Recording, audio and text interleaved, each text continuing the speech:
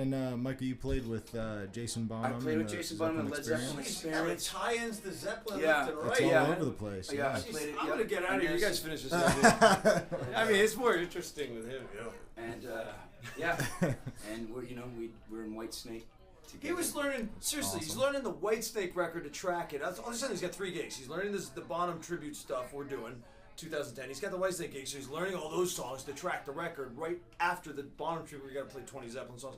Plus, he's learning all these other Zeppelin songs for Jason's tour. This is all happening within the same.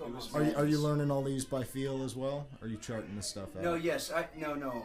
There's very little charting, and my charting is unique to myself. It's not some standard way. It's just arrangements, right? Right. It's really because I grew up, like Brian did. I grew up on Led Zeppelin. John Paul Jones was the bassist that was floating through. I mean, seriously, Led Zeppelin, he's like one of the best singers. I mean, seriously. Yes, and his singing, I mean, you cannot find a weak spot in that band. Who's a better singer, dude? Who's a better singer, Led Zeppelin or the Leonard Skinner dude? Like, which, there's really no competition. I mean, Ronnie has great control of his voice, but his range is very limited. Led Zeppelin is a really good singer. Led Zeppelin is a really good singer. Led Zeppelin is a great singer. Leonard Skinner is not as good of a singer as Leonard, Led Zeppelin. Leonard has Mr. Zeppelin does rip it up.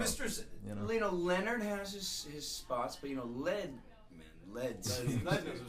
Yeah. Anyways, cool. But that's how it happened. And I don't know. I started listening to it at a very young age and absorbing it and trying to mimic it, trying to figure it out because he moves so much like James Jamerson. Yep. And then years go by. You keep hitting the same song, and then you're like, wow, I didn't hear that 5 years ago. I didn't hear that 10 years ago.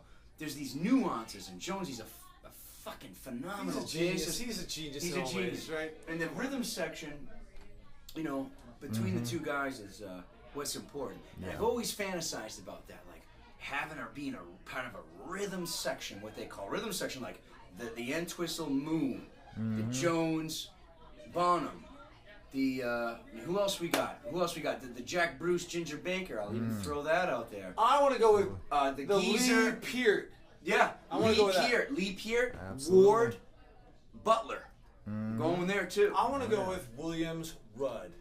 Wow. Yeah. Yeah, Williams Rudd. Williams Rudd, dude. Tight. Fucking rock I'll solid. go with Geezer Vinny Appice. Wow, you're going Butler Appice. Did I say Butler Appice, dude? Serious. All right. Okay.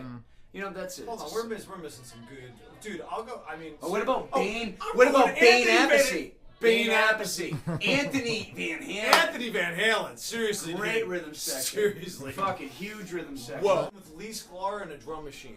Yes, Sklar, Phil Collins and Mike Rutherford. I'm just going. How about Rutherford Collins? Jeez, wow.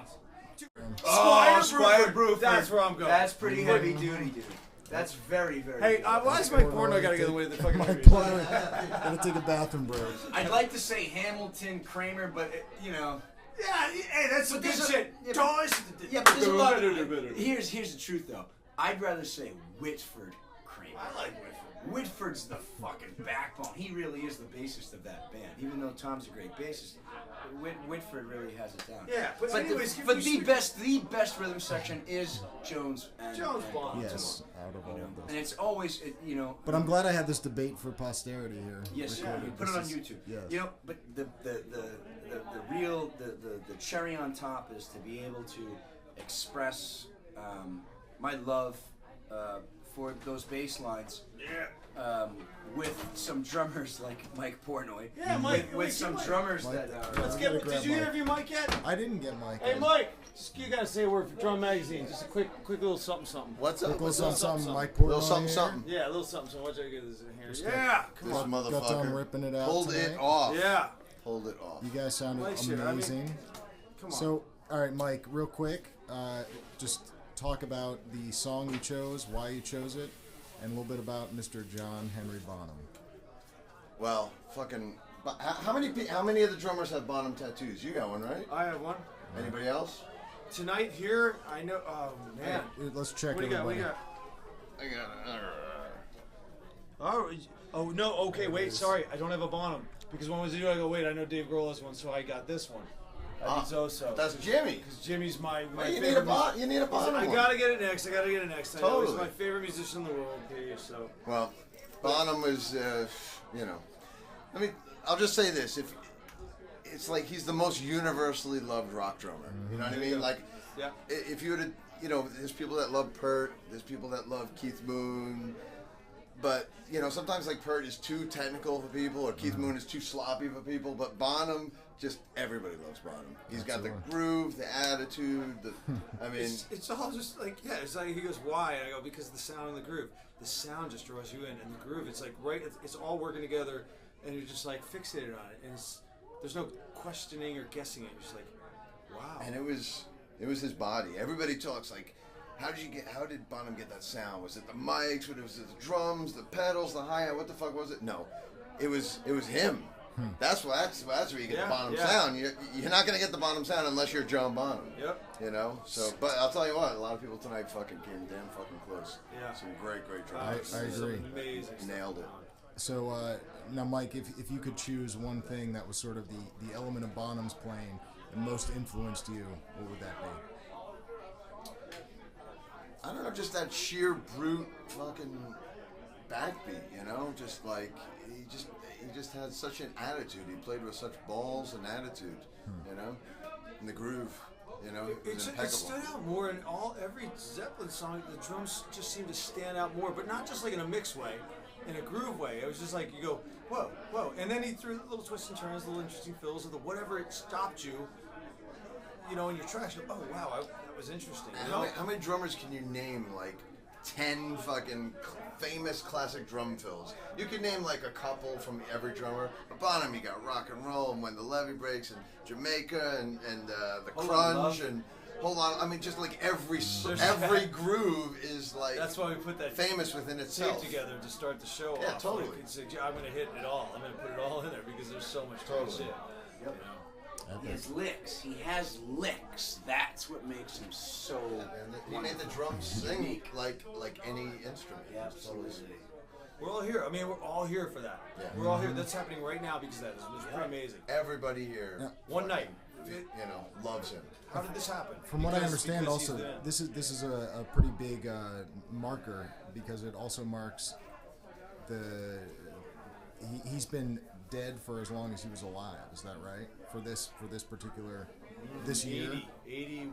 Wow, I don't know. He died when he was 32, and he's been gone for 32. 64. Yeah. Wow, you thought of that ahead of the question, dude. We're at the halfway mark. Yeah. You're working hard. I was not just that was doing like a math. thought. You were like sitting at home. Well, I'm here you're to like work. fucking good at math or something. You're like some kind of like reporter journalist. But, or something. You know about like Pythagorean theorems and shit like Yeah, that? we'll get to that. But no, so that's kind of a big deal. So you guys were all part of this thing on a very special occasion. I'm just honored to be here, and I thank you for inviting me. Oh, I've asked Mike every time, and he's a very, very busy man, as we all know. I was so bummed that And it worked out. It worked out. It worked out. It's like there's been 3. This is the 4th, and gotta get him in here. It's gotta, And Mike, you chose a particularly tricky song. So can you talk about, Well, I mean, you played this many times in your Zeppelin tribute band. And I did a Zeppelin tribute in 2003, and we did the whole Song Remains the Same version of Dazed and Confused. And I think I might have been one of the first people to choose a song for this lineup. I think Brian came to me early, so I had like the whole catalog to choose from, and I wanted to do the live days. I figured, listen, I'll get a 30-minute piece out of it. I figured, I could hog up the whole fucking show. No, I just loved. I mean, that was quintessential jamming, and Zeppelin at their best, and that's what they did. Lots of change-ups. The live versions, everything was totally like jammed on and expanded. Very cool. And these guys knew it. I mean, to be honest, I was supposed to be playing with a different bass player and a different singer that didn't know the live version, and these guys didn't even have it rehearsed. It wasn't like they were prepared to do it. I wasn't even. It's all out of the brain. Yeah, literally just pulled that out today at soundcheck. Nice. So that was like. Yeah, it was. Everything sounded amazing. This was one of the coolest shows I've seen. Yeah, me too. As a fan and Me too. in general. So yeah, thank you guys very much, and rock on. Until forever. John Bonham.